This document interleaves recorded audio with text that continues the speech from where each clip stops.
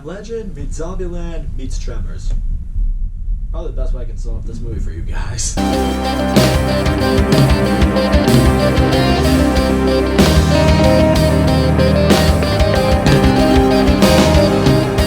Love and Monsters is a post-apocalyptic adventure monster movie starring Dylan O'Brien. This movie is set some years into the future, and it tells the story of how there was this asteroid that was coming to Earth. It was going to destroy Earth, and you know, the humans, they blew up the asteroid, and the chemical fall that happened caused all the cold-blooded creatures on the Earth to mutate into these giant, evil, man-eating monsters. Bugs, amphibians, reptiles, fish, yeah, they're all big, vicious, and they love to eat people. Is it a foreshadow of what 2021 is going to be? I have no idea. But these monsters, they wiped out a ton of mankind, and at this point, the only human survivors out there, they reside in these bunkers underground. One of these human survivors is this guy named Joel, played by Dylan O'Brien. After being stuck in this bunker for 8 months, he intends to reunite with his girlfriend, except he's got to travel 500 miles to get to her, which means he's going to have to go to the surface, confront these monsters that hunt them,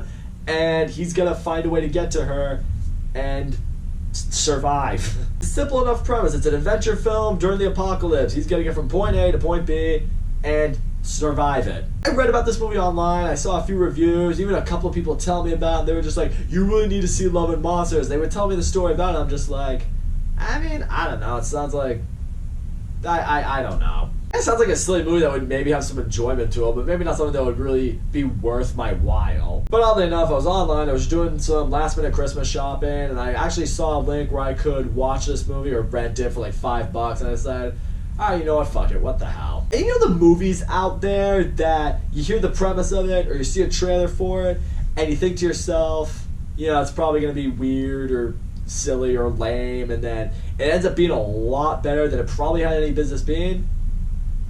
That's Love and Monsters. There is a lot to love about this movie. Yeah, I'll go so far to say love. I've got to say, this movie, it was great. First of all, Dylan O'Brien is awesome in this lead role. I don't know if this movie would have been as good as it ended up being if anyone else was casted into it. Dylan O'Brien really made this movie. First of all, immediately you root for the guy because you root for his quest. He wants to reunite with the girl he loves. He wants to travel 500 miles, brave the apocalypse, just to see her again. It's the kind of mission that anyone can really get behind. You're just like, yeah, man, go get her. But what I really appreciated with him is the fact that when he goes out there, he's quickly told by all of his other human survivors that you are not equipped to do this. Like, and you see it in him. He's kind of a klutz.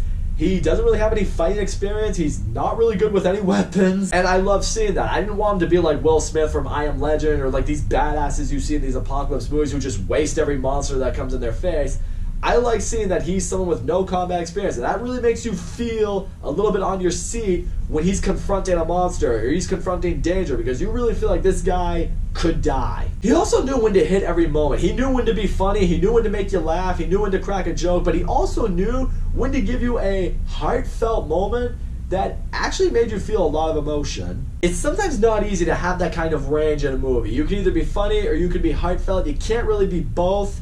He was able to be both. Also, I really love the design for the creatures in this movie, seeing how these animals have mutated and see how they hunt humans and see what they're capable of. Not all of it is perfect visually. There was one scene towards the end where I saw a creature and I was just like, okay, that creature is very clearly visually CGI, green screen.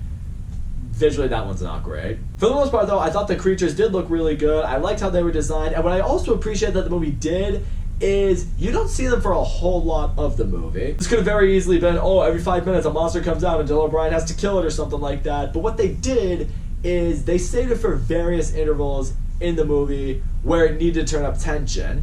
And that way, one, when you see the monsters, it becomes more special, and two, by seeing them less often, it makes scenes more intense. Like to borrow elements from Jurassic Park, for example, you don't see shit hit the fan in Jurassic Park till like midway through the movie, and even still, it's not like every other scene there's a dinosaur coming out trying to kill somebody, you know, and it made Jurassic Park special in the sense that when you watch that, you know, you don't know when to expect it. It makes things a little more intense, a little more special when a dinosaur does show up.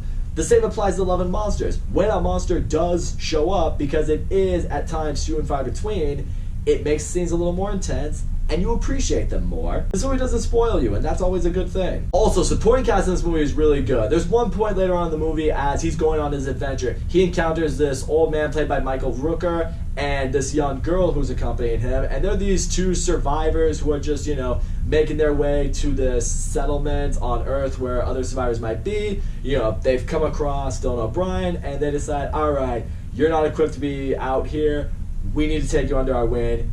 We need to show you how to survive. I really think Michael Rooker really shined doing that. For those who don't know who that is, that's Yondu in Guardians of the Galaxy. Because he really breaks down with Dylan O'Brien what you have to do, how to survive. It's like, which monsters are dangerous, which ones aren't as dangerous, when you should eat, when you should sleep, what various monsters' weaknesses are, when you should travel, when you should lay low. And what I appreciate seeing that is that's where you really see the development in Dylan O'Brien's character, because he's making this journal of how to survive. He's learning how to combat these creatures. He learns how to use weapons. And it's through that, in a weird way, Love and Monsters becomes a really great coming-of-age story. You have this guy who went from being an absolute klutz, should not have been out here, having no business being out here, to a certain point in the movie where you really do begin to believe in this guy. You're starting to think, okay, he can get there. He can get to his girl. I guess one of the flaws I had with this movie is Michael Rooker's not in this movie for a whole lot of it. You know, he and the little girl have that moment where, you know, they teach him what to do, show him some ropes,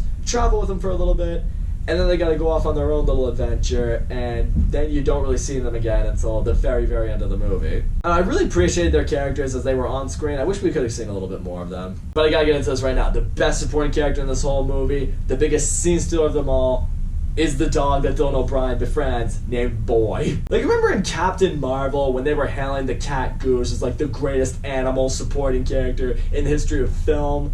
I'm sorry, I'm not just saying this because I'm a dog person, but that dog Boy was way better than Goose. I mean, way better. He just encounters this dog, probably lost his family in this apocalypse, you know, and they developed this little bond, they developed this connection, and, you know, he's going on this venture with Dylan O'Brien, and what's great seeing is them save each other's lives on more than a few occasions. They formed this great team, they formed this great bond, and I love that they put the dog in this movie because it made for a lot of scenes to be way more intense. Like when a monster shows up and it's hunting Dylan O'Brien, he's got this dog with him, and now you're like, okay, I don't want Dylan O'Brien to die, but I really don't want that dog to die. But at the same time, I think that's what attends to Dylan O'Brien's character development in this movie, because now, not only is he fighting to get somewhere, he's fighting to protect someone. It becomes a lot more different when it's no longer about defending yourself, but it's about defending someone you care about. And above all, that's really what this movie is. It's a really good coming-of-age story. And at a time like this, where we have this pandemic that's among us right now, I think this is an important movie that people should watch. Because it's telling, it's like, yes, the world is shitty right now. We are in an apocalypse of sorts. But this movie tells you that if you take the right precautions and you prepare yourself, you can still go out there and face the world. You don't have to be afraid of it. You can confront it. And you can still live. I feel like for some people, ironically, this could be the movie they need to see in 2020. So all in all, I will say, Love and Monsters, I had no idea what to expect this movie. It's one of those that could end up on I'm shocked I didn't suck kind of list. But I really, really dug this movie. Dylan O'Brien absolutely crushes it in this lead role. He played the role perfectly. I don't think there's anyone who could have played his role any better. The movie had great supporting characters, especially really great supporting animal character. I want to see that dog in more shit. I don't know, can we give animals more acting roles in movies?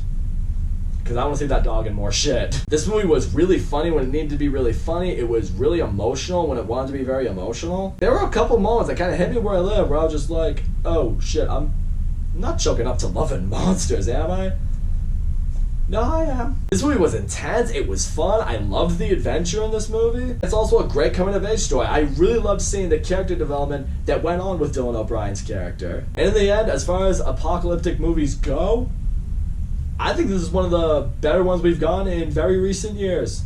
Can't remember the last one I saw that was really an apocalyptic movie, but this one was great. I really enjoyed this movie. I'm so glad I saw this. I didn't think I was ever going to see it. Glad I did. So that's all I gotta say, guys. Thank you so much for watching my video. Don't forget to leave a comment, like, subscribe, and I will see you all next time.